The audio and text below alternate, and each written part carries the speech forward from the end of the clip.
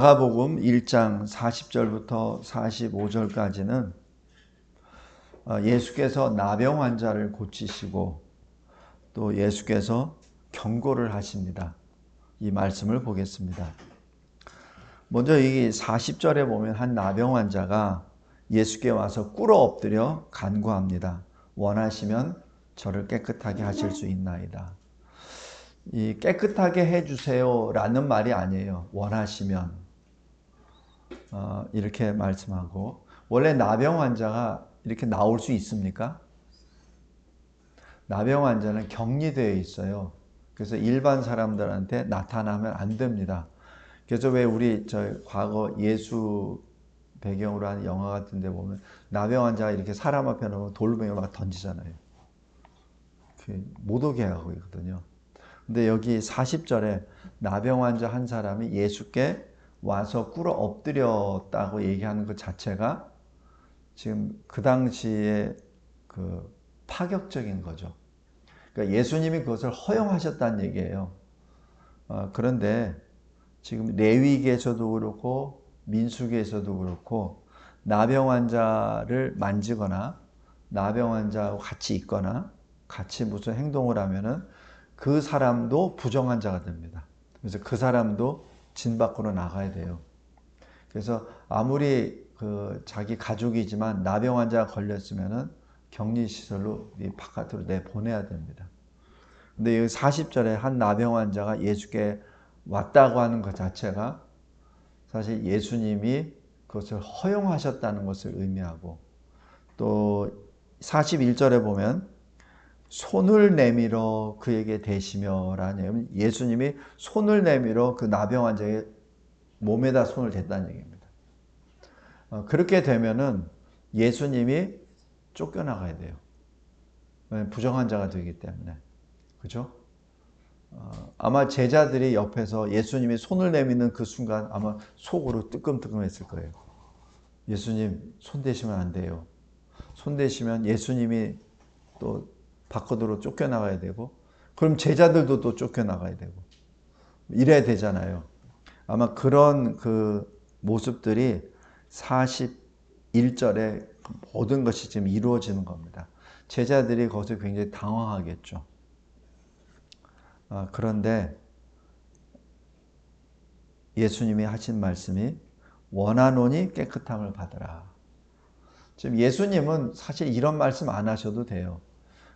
사마리아 지역에 그 나병 환자 10명이 있을 때 멀리 서서 우리를 불쌍히 여기소서 막 이럴 때 어떻게 하죠? 가라 이럽니다. 가라. 가다 보니까 다 낫거든. 그러니까 예수님이 그렇게도 하세요. 근데 굳이 여기서는 손을 댔습니다. 왜 그러셨을까요? 물론 예수님께 여쭤봐야 알겠지만 이게 좀 이상해요. 예수님이 또 이 말씀하시는 것도 그냥 깨끗하여지리라 이렇게 하면 되시는데 내가 원하노니 이런 말씀을 하십니다. 왜 그럴까요? 여기 40절에 보면 이 나병 환자가 이렇게 간구해요. 원하시면 저를 깨끗하게 하실 수 있나이다. 그러니까 그 말씀을 그대로 받아서 해주십니다. 예수님이 어떤 능력에 하자가 있어서 그런 게 아니에요. 상대가 말하는 대로, 상대가 간구하는 대로 예수님이 응답해 주신다는 것을 의미합니다. 성도 여러분, 결론은 똑같아요. 예수님이 고쳐주세요. 우리가 여기서 하나님께 어떻게 기도해야 되느냐를 한번 묵상해 봅시다.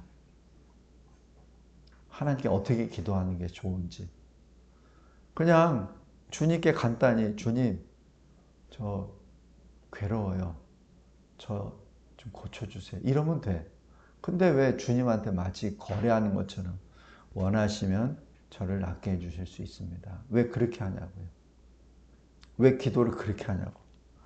우리가 주님 앞에 기도할 때 그냥 솔직하게 기도하시면 돼요.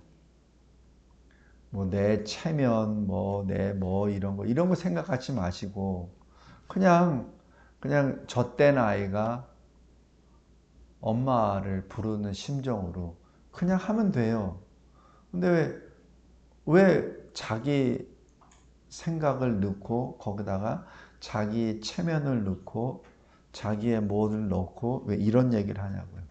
나병 환자 걸린 사람이 뭐가 원하시면 뭐 지금 무슨 뭘 하겠다는 얘기입니까? 원하시면 41절에 불쌍히 여기사라고 말씀하신 것도 무엇을 불쌍히 여기시는지 잘 생각해 보세요. 예수님이 이 사람이 나병에 걸렸다는 것을 불쌍히 여기신 건지 아니면 제대로 아직 자기가 죽지가 않았어. 자기가 죽어야 되는데 자기 부인이 먼저 되어야 되지 하나님께로 되는데 아직까지 자기가 살아있어. 자기 자아가 살아있어. 그러니까 원하시면 이렇게 말합니다. 기도하는 자세가 아니잖아요. 형태상으로는 엎드려 꿇어서 예수님께 간구하는 것 같지만 이 말을 보면은 예수님과 대등한 위치에서 얘기하는 거예요.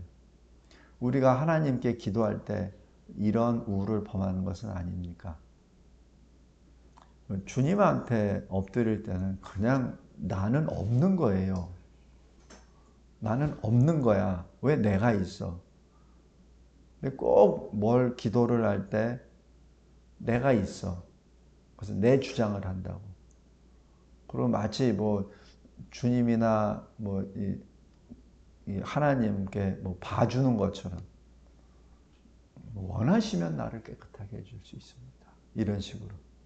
그러니까 예수님이 41절에 불쌍히 여기사 무엇을 불쌍히 여기냐는 얘기입니까? 나병이 아니라 실은 자기 자아를 버리지 못하는 자기를 부인하지 못하고 그렇게 나병에 걸렸으면서도 주님한테 온전히 항복하지 않는 모습. 자기 가족으로부터도 격리가 되어 사회에서부터 격리되었음에도 불구하고 자기 자신이 살아있는 것. 이거는 나병이 불쌍한 것도 있지만 자기 자신을 부인하지 못한 이 사람이 진정으로 불쌍한 것이죠. 그러니까 예수님이 그냥 그대로 말을 받아서 내가 원한다. 네 말대로 깨끗함을 받아라. 이렇게 말씀하시죠. 성도 여러분, 하나님한테 엎드려 기도할 때는 내가 없어야 됩니다. 내가 죽어야 됩니다. 내가 완전히 주님께 항복해야 됩니다. 우리 항복할 때 어떻게 항복해요? 이렇게 하는 그죠? 이거는 뭐예요? 이거는 내 손에 아무것도 없습니다. 또 하나는 생명을 죽었다 살았다를 어떻게 알아요? 두 가지로 알잖아요. 호흡, 심장. 호흡하고 심장 기관이 어디 있어요? 여기 있잖아요. 이것을 오픈시킨다는 얘기거든요. 그러니까 난 죽었다는 얘기예요. 이게 항복이에요. 그래서 인간이 두 손을 든다는 얘기는 항복했다는 얘기예요. 그러니까 하나님께 항복을 해야지. 하나님께 내 심장과 내 폐를 하나님께 드러내놓고 했다는 얘기는 내가 하나님께 완전 항복했습니다. 라는 뜻이에요. 그런 상태로 기도를 해야지.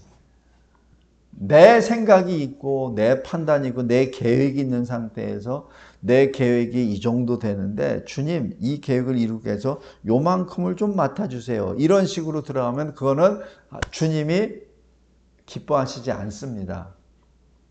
온전히 하나님께 맡겨야죠. 물론 주님이 오늘 여기 본문처럼 응답해 주실 수 있어요. 그런데 나중에 결과를 보면은 바보 같은 결과를 얻어요. 결과 볼까요? 45절에 그 사람이 나아가서 이 일을 많이 전파하여 널리 퍼지게 하니 이렇게 나옵니다. 뭘 전파했겠습니까? 이 사람이 무엇을 전파했겠습니까? 제가 그래서 여기 40절에 원하시면 여기에 대해서 제가 말씀드리는 겁니다. 무엇을 전파했습니까? 이 사람은 예수라는 사람한테 가면은 나병도 고쳐. 나 봐. 다 고쳐졌지. 그래서 그게 뭐 어쨌다는 얘기예요. 그럼 예수께 그냥 나가면 다 고쳐줘. 예수는 그냥 우리가 불쌍하게처럼 보이고 막 하면은 다 고쳐주시는 분이야. 그럼 뭐죠? 예수를 그냥 치료자라고만 생각한 거예요. 근데 예수님이 왜 이 세상에 오셨어요? 우리를 우리의 죄로부터 구원하시기 위해 오신 거잖아요. 병 고치기 위해서 오신 분이 아니잖아요. 근데 병 고치는 자로 전락을 시켜버린 거예요. 그러니까 우리를 죄에서 구원해 주실 분이 누구예요? 하나님이시지. 누가 있어서 우리를 죄로부터 건져내 주십니까? 왜 구주 하나님을 치료자, 신통한 의사로만 만들어 버립니까? 이게 지금 예수님의 복음을 전해야 될 사람이 그냥 내가 이렇게 해서 하니까 내가 치유함을 받았습니다라는 식으로만 전한 거예요. 그러니까 예수님이 구주이시고 예수님이 하나님이시라는 것을 전해야 될 사람이 그냥 예수님은 가면은 다 고쳐주는 사람이야 라고만 전해주는 거예요. 이건 복음이 아니죠. 복음을 전해야 되는데 병 낫는 소식만 전해준 거예요. 그러니까 45절 중반부에 보면 그러므로 예수께서 다시는 드러나게 동네에 들어가지 못하시고 라고 기록합니다. 그래서 못하시고 하는 거니까 예수님이 무슨 능력이 없어서 못 들어가신다는 그런 개념이 아니에요. 그런 개념이 아니라 이미 동네 사람들의 마음에 닫혀버렸다는 얘기입니다. 예수 그리스도를 영접해야 될 사람들이 예수 그리스도를 하나의 신통한 의사로만 치료자라고만 생각하기 때문에 복음이 들어갈 문이 닫혀버렸다는 얘기예요. 지금 예수님이 지금 그것을 말씀하시는 겁니다. 능력이 없어서 못 돌아가시는 게 아니에요. 그래서 여기 43절 예수님이 보내시며 엄히 경고하사 이렇게 말씀합니다. 보통대로 하면 경고할 필요가 없죠. 좋은 거니까 나면은 소식이 나. 우리도 마찬가지예요. 뭐 있으면은 뭐 내가 사업하는 거라든지 무슨 계획을 한다든지 그게 잘 되면 막 알리려고 하잖아요. 그죠? 안 그래요? 그래야 뭐 기업도 흥왕이 되고 뭐 장사도 잘 되고 뭐 이럴 거 아니에요. 요즘에 뭐 그거 하려고 계속 뭐 알리고 막 이런 거 하지 않습니까? 그런데 왜 예수님은 엄히 경고하시고 알리지 말라고 합니까? 왜? 예수님은 이 사람을 알거든요. 이 사람의 중심을 알거든요. 이 사람이 무엇을 전할지를 아시기 때문에 하지 말라는 얘기입니다.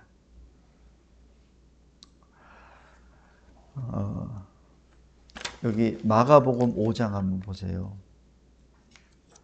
지난주에 언뜻 말씀드린 것 같은데 군대 귀신 들렸던 자가 예수님이 온전하게 만드시잖아요. 그리고 예수님이 떠나려고 할 때 굳이 같이 가자고 해요. 그래서 마가복음 5장 18절에 귀신 들렸던 사람이 함께 있기를 간구하였습니다. 그때 19절에 허락하지 아니하시고 그에게 이렇게 말씀하세요. 집으로 돌아가 주께서 너에게 어떻게 큰 일을 행하사 너를 불쌍히 여기신 것을 알리라. 이렇게 말씀하잖아요. 그런데 여기 20절에 보세요. 그가 가서 무엇을 전했죠? 예수께서 이렇게 말합니다.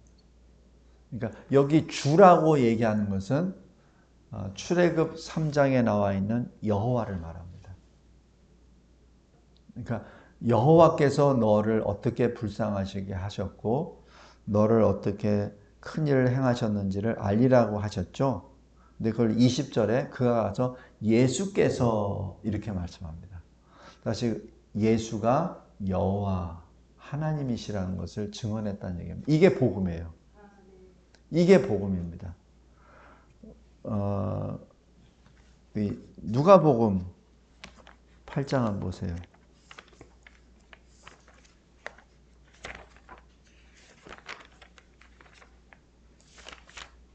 똑같습니다. 누가복음 8장 39절 보세요.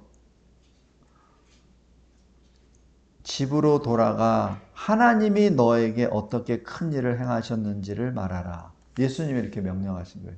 여기서는 주라고 말씀 안 하세요. 하나님이. 그때 뭐라고 해요?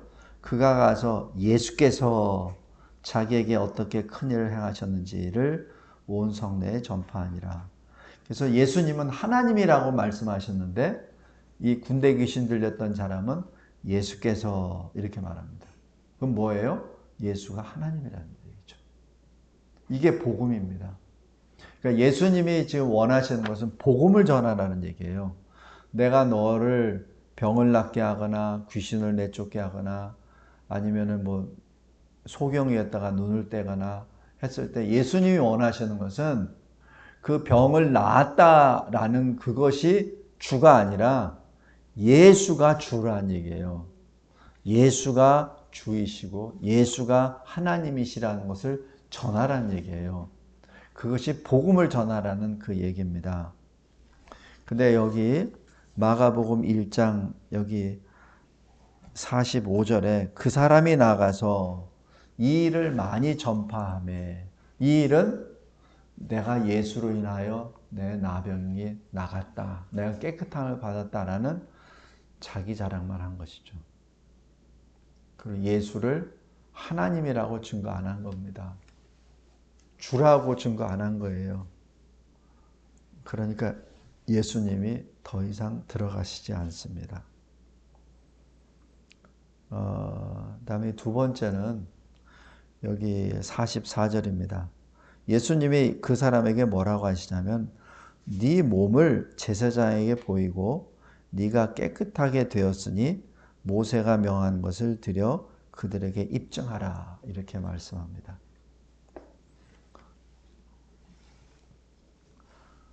레위기 14장 한번 보세요. 레위기 14장.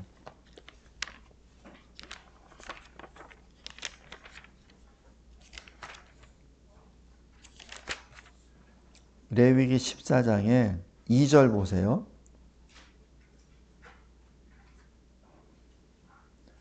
구약성경 166페이지입니다. 구약성경 166페이지. 레위기 14장 2절에 나병 환자가 정결하게 되는 날의 규례는 이러하니 곧 그 사람을 제사장에게로 데려갈 것이요. 이렇게 쭉 하면서 여기 4절에 3절에 제사장은 진영에서 나가 진찰할지니 그 환자에게 있던 나병 환부가 나았으면 하면서 어떻게 해야 되는지 쭉 기록이 되어 있습니다. 그죠?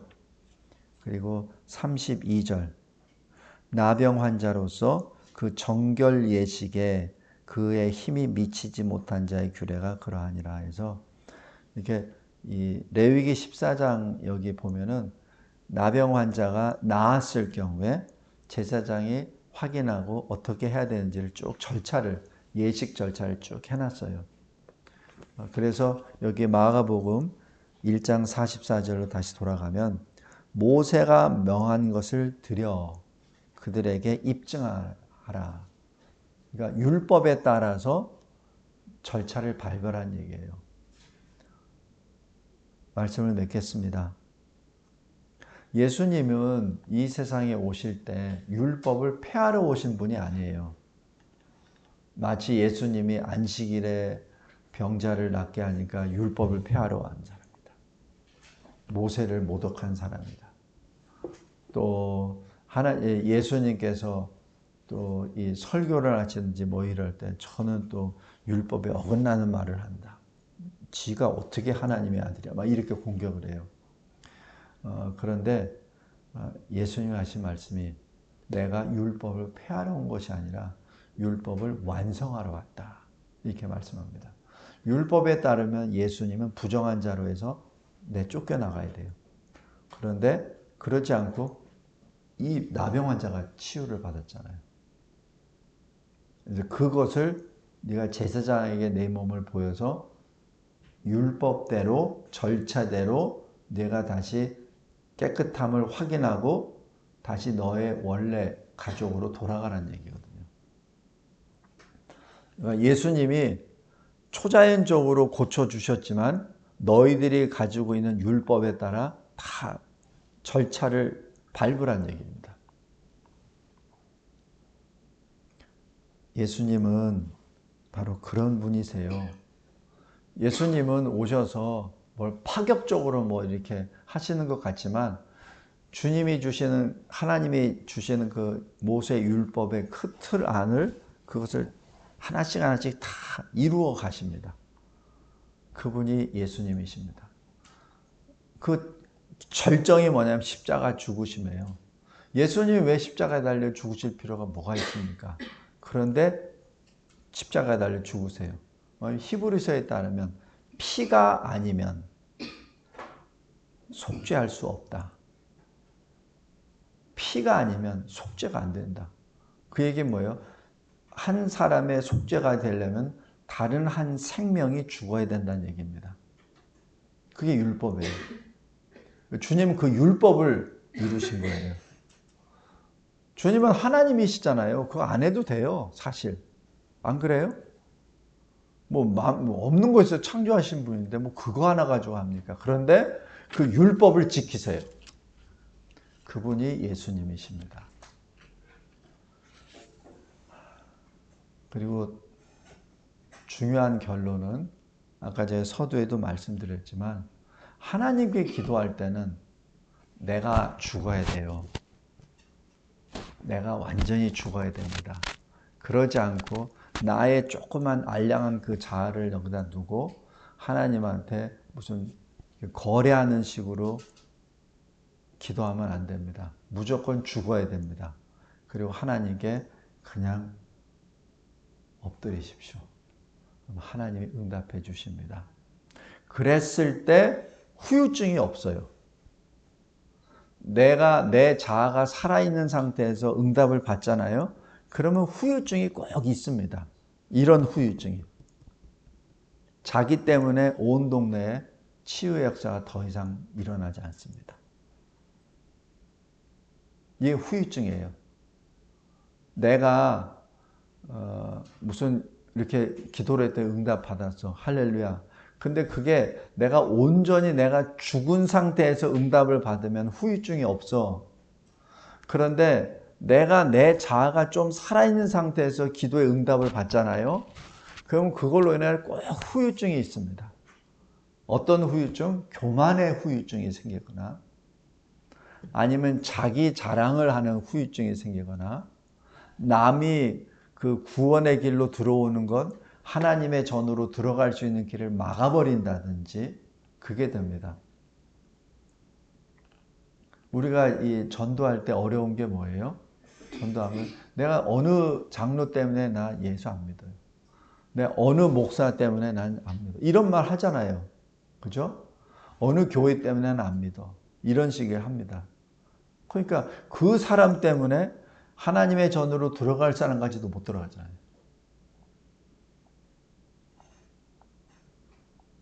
교회가 뭐 이렇게 돼 있기 때문에 나는 그거 이제 더 이상 교회 안 나가. 뭐 이래 버리잖아요. 이게 후유증입니다.